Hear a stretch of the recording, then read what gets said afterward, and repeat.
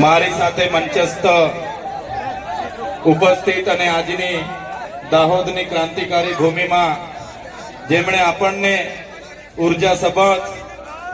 ઉર્જાસભર પોતાનું વક્તવ્ય આપેલું છે એવા ગુજરાત પ્રદેશ આમ આદમી પાર્ટીના યુવા અધ્યક્ષ અને કોળી સમાજના આગેવાન એવા બિજરાજભાઈ, દાહોદ જિલ્લાના આગેવાન અને આમ આદમી પાર્ટીમાં પ્રદેશ સંગઠનની જેમની જવાબદારી છે એવા નરેશભાઈ બારિયા, આમ આદમી પાર્ટી દાહોદ જિલ્લાના પ્રમુખ એવા રાકેશભાઈ બારિયા, ડોક્ટર જીગીસાબેન પારગી, ગઢબારાના પ્રભારી શ્રી, લીમખેડાના પ્રભારી અને દેવગઢ બારેના પ્રભારી શ્રી એવા તમામ મંચસ્થ હોદ્દેદારો, પદાધિકારીઓ અને જેમણે આ વિસ્તારના કાર્યક્રમોમાં ખૂબ સારી આયોજન કર્યું છે એવા કૃષ્ણાભાઈ, દેવેન્દ્રભાઈ, મહીસાગર જિલ્લાના આમ આદમી પાર્ટીના પ્રમુખ એવા બાબુભાઈ નો ઇતિહાસ આ ભૂમિ સાથે જોડાયેલો છે.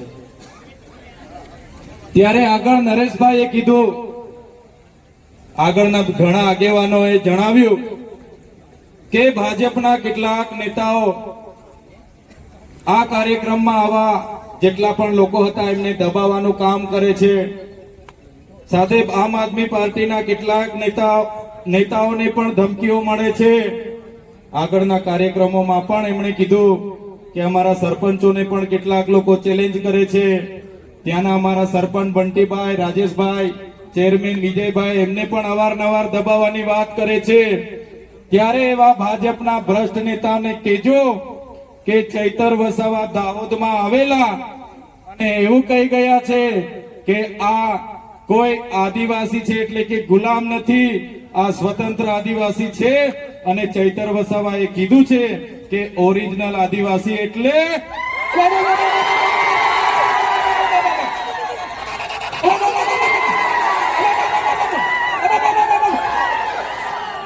બસ એ લોકોને આટલો બોપકારો આપી દેજો, ઓબો કરી દેજો અને અમે બધા તમારા સહકારમાંથી આવી જઈશું. આજુબાજુના આપણા આગેવાનો પણ એ ભ્રષ્ટ ભાજપના નેતાઓને ખુલ્લા પાડવા માટે આવી જશે. એમને તમે પૂછો, આપણા બધાના કામ હોય છે ત્યારે ધારાસભ્ય, એ સાંસદ સભ્ય આપણને મળતા નથી. થોડા દિવસો પહેલા, થોડા મહિનાઓ પહેલા અમૃત મહોત્સવના રથો લઈને ગામડે ગામડે નીકળી પડેલા. એ પછી ગૌરવ યાત્રાના રથ લઈને ગામડે ગામડે ફરતેલા. અને થોડા દિવસો પહેલા ગયા મહિનામાં વિકાસ મહોત્સવના રથ લઈને ગામડે ગામડે આવેલા. આવ્યા હતા કે નથી આવ્યા? આવેલા કે નથી આવ્યા? ત્યારે કયો વિકાસ છે? આજે ગાંધીનગરમાં હું કોઈ જગ્યાએ જામ છું, બાંધકામ ચાલુ હોય ત્યારે ઉભા રહીને બેનને પૂછું, બેન નાના નાના છોકરાઓ સાથે તમે મજૂરી કરો છો, કયા વિસ્તારના છો? તો બેન કે ભાઈ અમે તો દાહોદના છે. જ્યારે હું રસ્તા પરથી નીકળું, ડામર રોડનું કામ ચાલતું હોય, આરસીસી રોડનું કામ ચાલતું હોય અને બહેનો ત્યાં કામ કરતી હોય, કાળી મજૂરી કરતી હોય, ધગધગતા તાપમાં અમને થાય કે આ કાના છે, આપણા વાળા જેવા લાગે છે, ગાડી ઉભી રાખો, આપણે પૂછી લઈએ. અને ઉભા રહીને પૂછીએ કે બેન કાના છો, ક્યાંથી આવ્યા છો આ રોડનું કામ કરવા માટે? તો મને કે ભાઈ અમે તો દાહોદથી છે. ત્યારે સાથીઓ, આઝાદીની લડત હોય કે આ દેશના વિકાસની વાત હોય, એ ચાહે વિધાનસભાનો પાયો હોય, હાઈકોર્ટનો પાયો હોય, કલેક્ટર કચેરીનો પાયો હોય, આઈજીડીઆઈજી કચેરીનો પાયો હોય કે ડીએસપી કચેરીનો પાયો હોય, એ પાયામાં આ દાહોદના લોકોનો પરસેવો છે. એટલે આજે ઇમારત આવીને ઉભી છે. આ દાહોદના લોકોના પરસેવાથી બનેલી ઇમારતો છે. અમે ડેમમાં જયારે જમીનો જતી હતી, અમારા આદિવાસી સમાજે આખા ને આખા ગામડા ખાલી કર્યા છે. નેશનલ હાઈવે બને, આખા ને આખા ગામડા ખાલી કરાવ્યા છે. નહેરોમાં ખાલી કરાવ્યા, જીઆઈડીસીઓમાં ખાલી કરાવ્યા, જીએમડીસીઓ માટે ખાલી કરાવ્યા.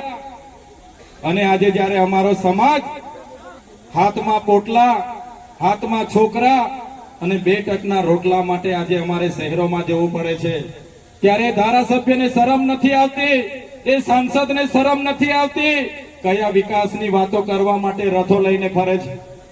30 વર્ષથી તમારી સરકાર છે, માત્ર ભય, ભ્રમ અને ભ્રષ્ટાચાર અમારા લોકોને જોવા મળ્યો છે. આજે અમારા દાહોદમાં લોકોને રોજગારી નથી અને દેશના વડાપ્રધાને કહેતા હતા કે હું ખાઈશ નહીં ને ખાવા દઈશ નહીં, અને દાહોદમાં ભાજપના મંત્રીના દીકરાઓએ કરોડોનો મનરેગાનો કૌભાંડ કરી દીધું. એમના દીકરાઓએ અમારા ગરીબ લોકોની રોજગારીના પૈસા ખાઈ ગયા.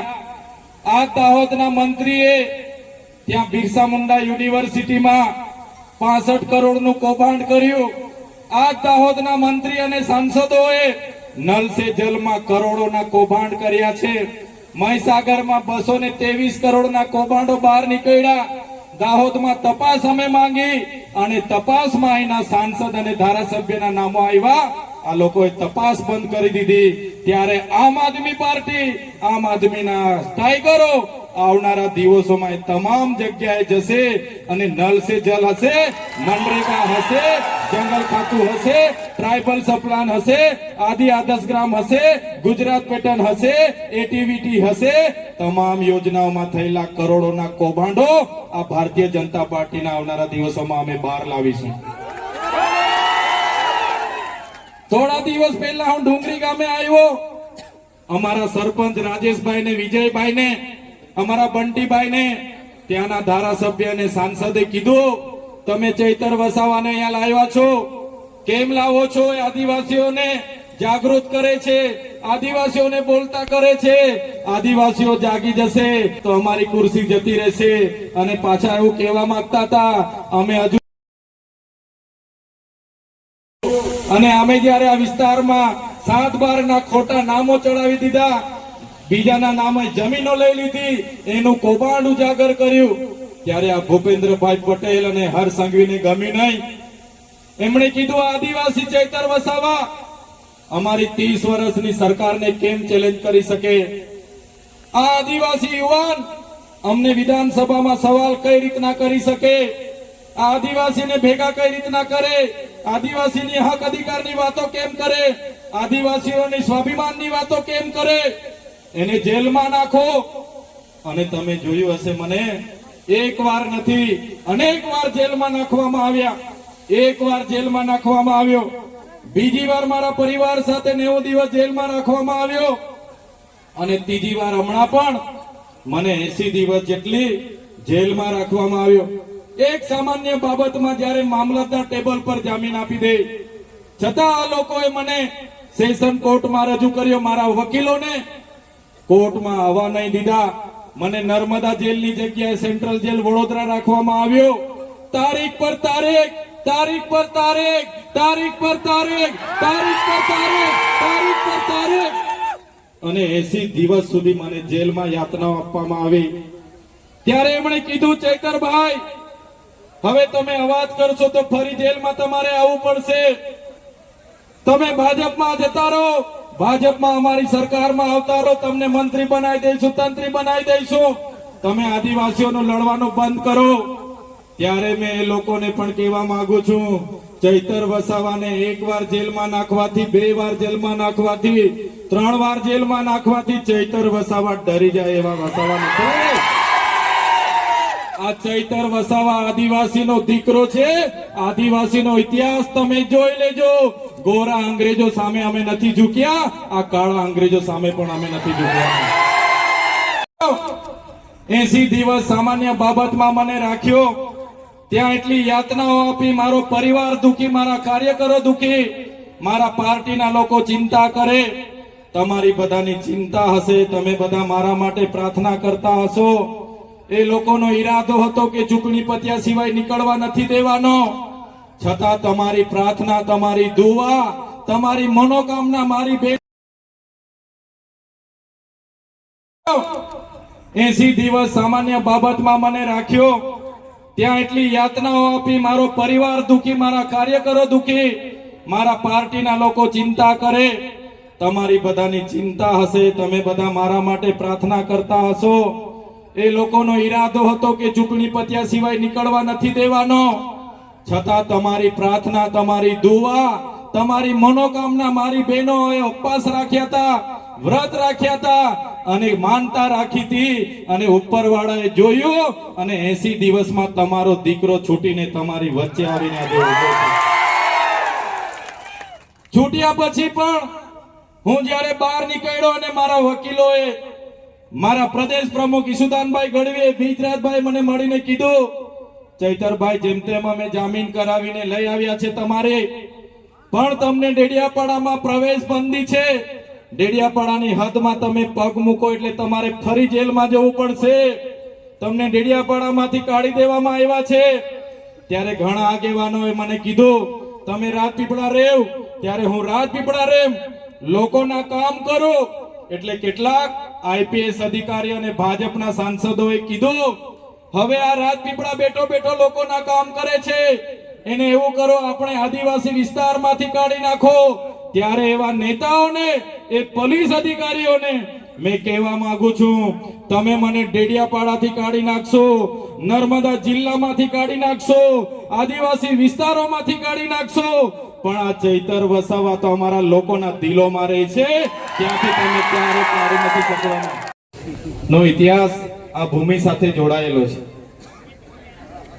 ત્યારે આગળ નરેશભાઈએ કીધું, આગળના ઘણા આગેવાનોએ જણાવ્યું કે ભાજપના કેટલાક નેતાઓ આ કાર્યક્રમમાં આવા જેટલા પણ લોકો હતા એમને દબાવવાનું કામ કરે છે. સાથે આમ આદમી પાર્ટીના કેટલાક નેતાઓને પણ ધમકીઓ મળે છે. આગળના કાર્યક્રમોમાં પણ એમણે કીધું કે અમારા સરપંચોને પણ કેટલાક લોકો ચેલેન્જ કરે છે. ત્યાંના અમારા સરપંચ બંટીભાઈ, રાજેશભાઈ, ચેરમેન વિજયભાઈ એમને પણ અવારનવાર દબાવવાની વાત કરે છે. ત્યારે એવા ભાજપના ભ્રષ્ટ નેતાને કહેજો કે ચૈતર વસાવા દાહોદમાં આવેલા અને એવું કહી ગયા છે કે આ કોઈ આદિવાસી છે એટલે કે ગુલામ નથી, આ સ્વતંત્ર આદિવાસી છે. અને ચૈતર વસાવાએ કીધું છે કે ઓરિજિનલ આદિવાસી એટલે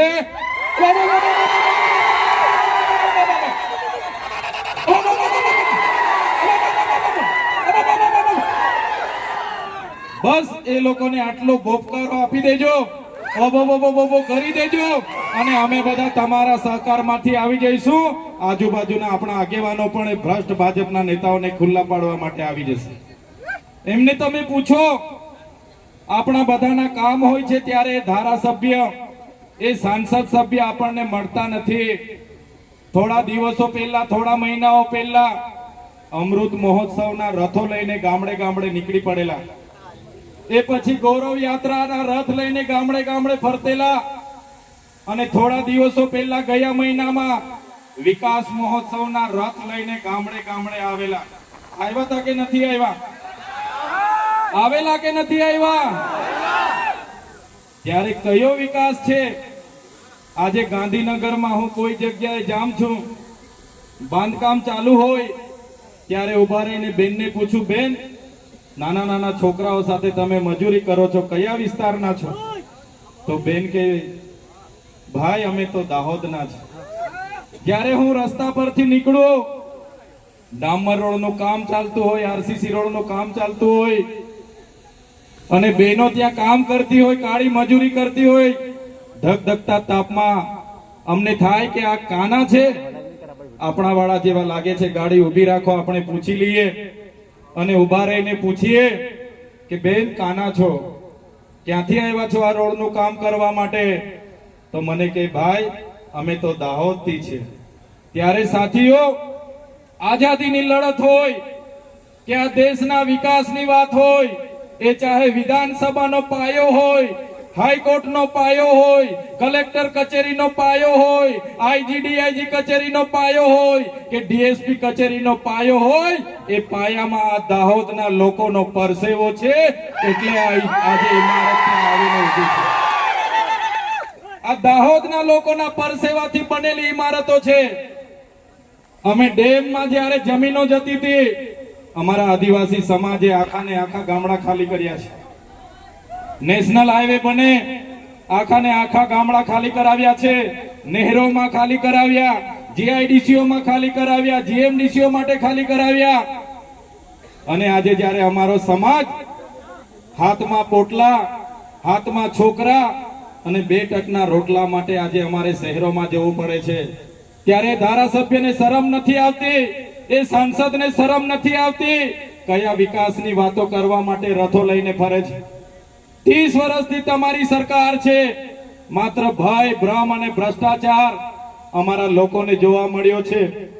આજે અમારા દાહોદમાં લોકોને રોજગારી નથી અને દેશના વડાપ્રધાને કહેતા હતા કે હું ખાઈશ નહીં ને ખાવા દઈશ નહીં, અને દાહોદમાં ભાજપના મંત્રીના દીકરાઓએ કરોડોનો મનરેગાનો કૌભાંડ કરી દીધું.